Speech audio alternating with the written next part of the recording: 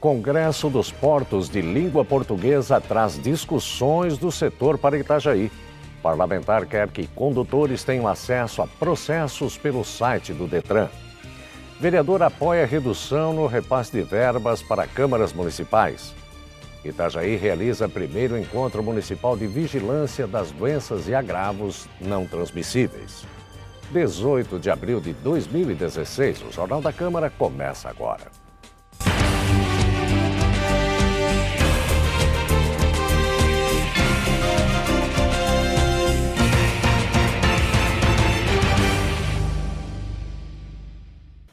Boa noite. O requerimento 101/2016, de autoria do vereador Fabrício Marim, do PPS, foi aprovado com 19 votos favoráveis. O parlamentar pede aos presidentes do Senado e da Câmara dos Deputados e também à bancada catarinense no Congresso Nacional que encabecem proposta de emenda à Constituição Federal com o objetivo de reduzir os repasses financeiros às câmaras municipais. O vereador sugere tabela de repasses a partir de 5% para municípios com até 100 mil habitantes e que pode chegar a 2,5% para municípios com população superior a 8 milhões de pessoas. Itajaí realizou o primeiro encontro municipal de vigilância das doenças e agravos não transmissíveis, a detecção de casos de violência sexual, o controle das doenças crônicas não transmissíveis, a alimentação saudável e os programas para a redução da mortalidade infantil foram temas debatidos no encontro municipal. Mais de 120 profissionais de saúde, entre médicos, enfermeiros, nutricionistas, psicólogos e atendentes das estratégias de saúde da família, participaram do primeiro encontro municipal de vigilância das doenças e agravos não transmissíveis. O evento trouxe a Itajaí funcionários do Estado para destacar a prevenção de doenças e o controle do atendimento na atenção básica em saúde. O encontro é sobre as doenças crônicas não transmissíveis, né? Dentre elas nós temos as doenças cardiovasculares, os cânceres e as causas externas que não são doenças, mas são agravos. E o que seriam esses agravos? Esses agravos são agravos que têm fatores biológicos, mas tem muita questão do comportamento das pessoas, né? A questão dos fatores de risco, que são alimentação inadequada, falta de atividade física, tabagismo, uso abusivo de álcool. O encontro também serviu para disseminar o documento que traz as referências de vigilância alimentar e nutricional, que serve de base para as políticas públicas de segurança alimentar. Esse documento ele foi construído com a intenção de instrumentalizar os profissionais da atenção básica no exercício da vigilância alimentar e nutricional. Ele traz, em especial, as etapas em que essa vigilância deve acontecer. Seria a etapa da coleta dos dados, da antropometria e do consumo alimentar da população assistida, a etapa da consolidação das informações, para que a gente possa criar as ações, que seria então a terceira etapa, e a última, a etapa de avaliação desse ciclo no exercício da vigilância alimentar e nutricional, que não é um ato linear.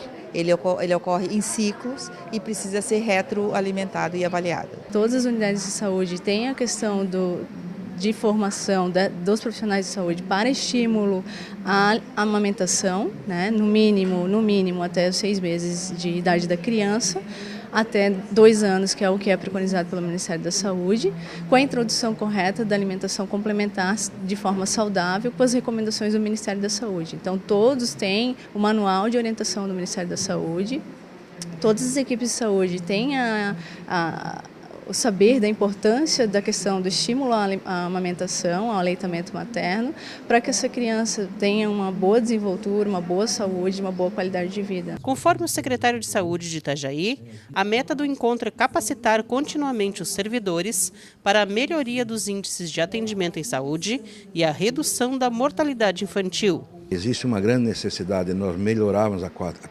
condição do nosso profissional para poder prestar um melhor serviço à sociedade. Então essa capacitação, principalmente nessa área, ele vai trabalhar em cima de pontos que vão atingir a mortalidade infantil. Então, você evitando algumas violências, né? Desnutrição grave é uma violência, não tratamento de doenças adequadamente é uma violência.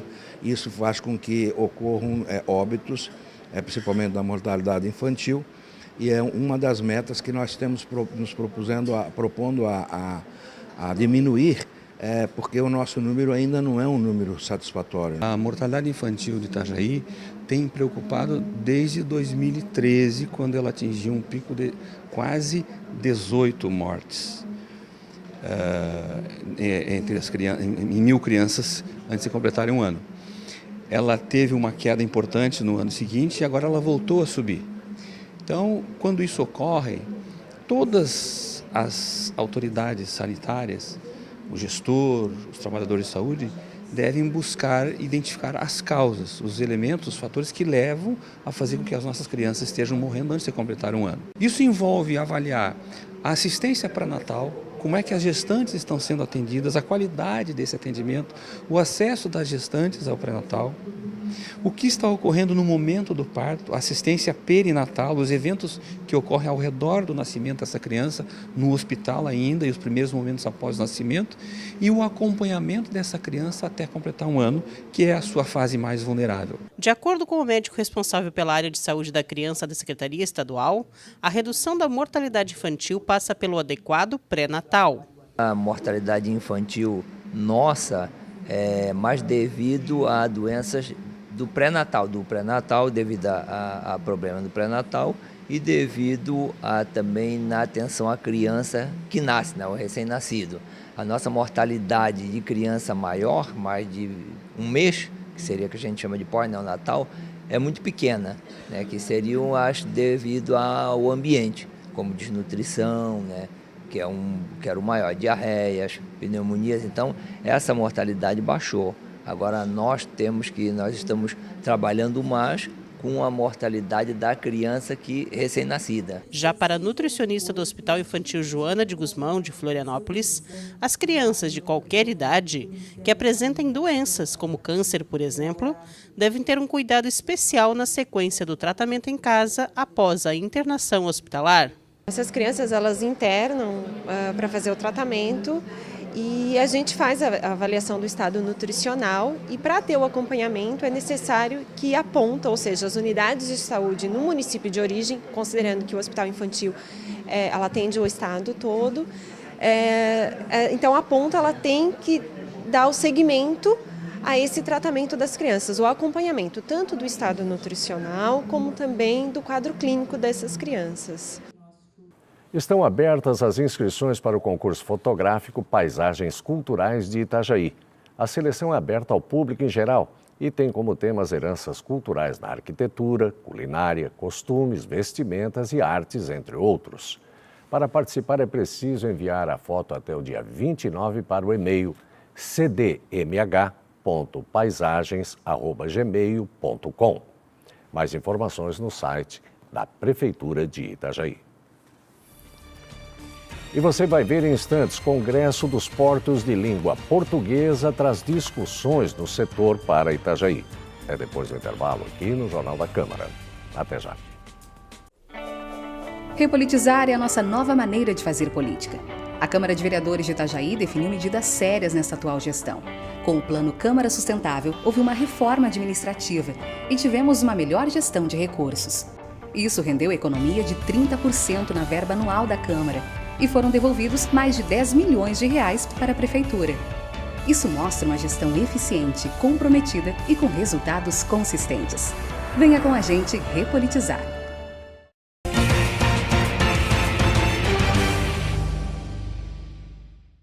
Os parlamentares aprovaram com 18 votos favoráveis o requerimento 108/2016 de autoria do vereador Carlos Augusto da Rosa, do PP. Ele pergunta ao responsável pelo Departamento Estadual de Trânsito de Santa Catarina, o DETRAN, por quais motivos não é disponibilizado aos condutores o acesso pela internet aos processos administrativos de suspensão e cassação do direito de dirigir. O vereador questiona ainda se há previsão para que este serviço seja implantado e qual o número de condutores notificados por edital nos últimos 5 anos que não apresentaram defesa nos processos administrativos. Os vereadores também aprovaram em plenário o projeto de decreto legislativo 2/2016. O projeto aprova o relatório final da Comissão Parlamentar de Inquérito, que apurou fatos investigados pelo Grupo de Atuação Especial de Combate ao Crime Organizado na Operação Parada Obrigatória 2. A CPI concluiu pelos indiciamentos do ex-vereador José Alversino Ferreira, do empresário Júlio César Fernandes e do funcionário público William Gervasi. O presidente da CPI, vereador Tiago Morastone, do PMDB, explicou as ações que vão ser tomadas com a aprovação do projeto de decreto legislativo. Sem dúvida, foram pelo menos 6 meses de um trabalho árduo, de análise de documentos, de oitiva de testemunhas, de apuração do procedimento judicial, do procedimento que corre através da denúncia do Ministério Público e que foi por nós aqui ao longo desse tempo apurado, depurado e que culminou num relatório com indiciamento em 13 indiciamentos, em 8 crimes tipificados no Código Penal e que culmina nesse projeto de decreto legislativo que foi aprovado hoje pelos vereadores e que a partir de agora é encaminhado para os órgãos competentes. Há encaminhamentos para a Prefeitura de Itajaí, há encaminhamentos para a própria Câmara de Vereadores, há encaminhamentos para o Tribunal de Contas, há encaminhamentos para o Ministério Público, para o Poder Judiciário. Então, a partir de agora, dá-se seguimento a tudo aquilo que foi colhido durante o período de CPI e que agora chega ao término e prossegue dentro dos setores competentes da infraestrutura do Estado, administrativa e jurídica do Estado. Itajaí recebeu na última semana a 9ª edição do Congresso dos Portos de Língua Portuguesa. Entre os assuntos debatidos estão temas como a integração de procedimentos, cooperação em projetos de capacitação e gestão portuária, além do desenvolvimento comercial entre os portos de países que falam a língua portuguesa. Representantes de portos e de empresas de transporte marítimo de Angola, Brasil, Cabo Verde, Guiné-Bissau, Guiné Equatorial, Moçambique, Portugal e São Tomé e Príncipe estiveram em Itajaí para o 9º Congresso de Portos de Língua Portuguesa, promovido pela APLOP, que é a associação que reúne portos lusófonos. Os asiáticos Timor-Leste e Macau, que também fazem parte da APLOP, não mandaram representantes. Mas quem veio a Itajaí tem a certeza de que a integração entre países que falam a mesma língua facilita o desenvolvimento de todos. Como fundador e ex-presidente também da APLOP e atualmente como conselheiro, e neste caso também estou no Congresso em representação da senhora Ministra do Mar do Governo de Portugal, para nós este processo da APLOP é um processo muito interessante, é um processo que tem tido um trabalho muito profícuo desde a sua fundação, desde em 2010, e na qual os portos decidiram unirem-se na perspectiva de se criar uma rede que permita contribuir para o desenvolvimento das economias dos países da língua portuguesa. É um movimento de facilitação, de busca de facilitadores no intercâmbio comercial, buscando, pelo fator mais importante da comunicação entre as pessoas, que é a língua, um intercâmbio mais intenso para as relações comerciais e usando os portos como uma porta de entrada a esses países. Um dos temas debatidos foi a implantação de uma plataforma de compartilhamento de informações e de capacitação,